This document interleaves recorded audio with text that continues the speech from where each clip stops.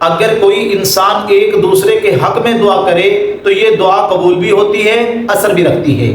اسی طرح اگر کوئی انسان کسی جابر کے لیے، ظالم کے لیے، ایسے انسان کے لیے جس نے اس کے حق کو تلف کیا ہوا ہے، جو اس پہ ظلم کر رہا ہے، مظلوم انسان بد دعا کے لیے ہاتھ اٹھائے، اللہ مظلوم کی دعا کو قبول بھی کرتے ہیں اور یہ دعا اثر بھی رکھتی ہے۔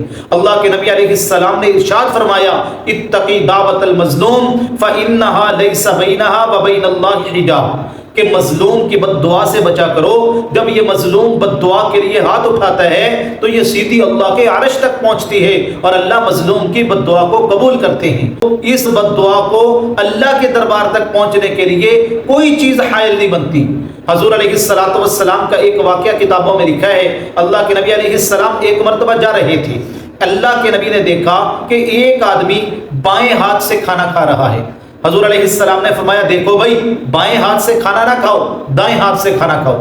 اب وہ دیہاتی آدمی تھا، اس نے کہا کہ میرا دایاں ہاتھ کام نہیں کرتا، یعنی میرا دایاں ہاتھ جو ہے یہ منہ تک نہیں پہنچتا۔ اس نے جھوٹ بولا اللہ کے نبی کے سامنے۔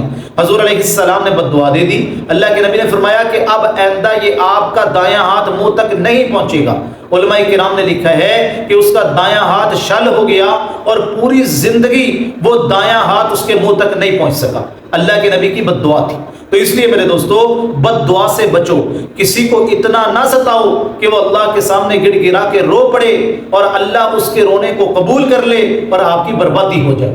میں اس لیے یہ کہہ رہا ہوں کہ مفتی طارق مسعود صاحب دامت برکاتہم العالیہ ایک جید عالم دین ہیں، ایک مفتی ہیں، اور وہ صحیح العقیدہ مسلمان عالم دین ہیں، اور ان کو اتنا سوشل میڈیا کے اوپر ستایا جا رہا ہے، ان کے خلاف فتوے لگائے جا رہے ہیں، ان کو اذیت دی جا رہی ہے ذہنی طور پہ۔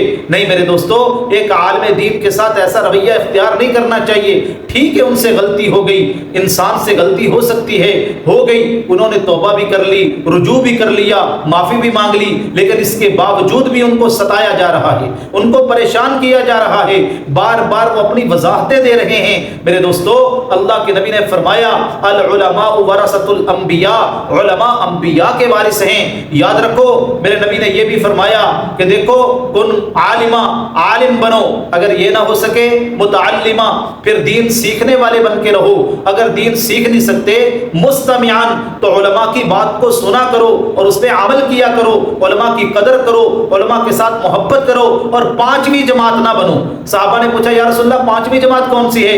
فرمایا، وہ لوگ نہ بنو جو علماء کے ساتھ بغض رکھتے ہیں۔ اللہ کے نبی نے علماء کے ساتھ بغض رکھنے سے منع فرمایا۔ اس لیے میرے دوستو، اتنے زبان سے الفاظ نہ نکالو جو آپ کے علماء کو تکلیف پہنچائیں اور وہ آپ کے لیے بد دعا کر دیں، وہ روئیں اور کہیں ان کا رونا اللہ کو پسند آ جائے اور آپ کی بربادی ہو جائے۔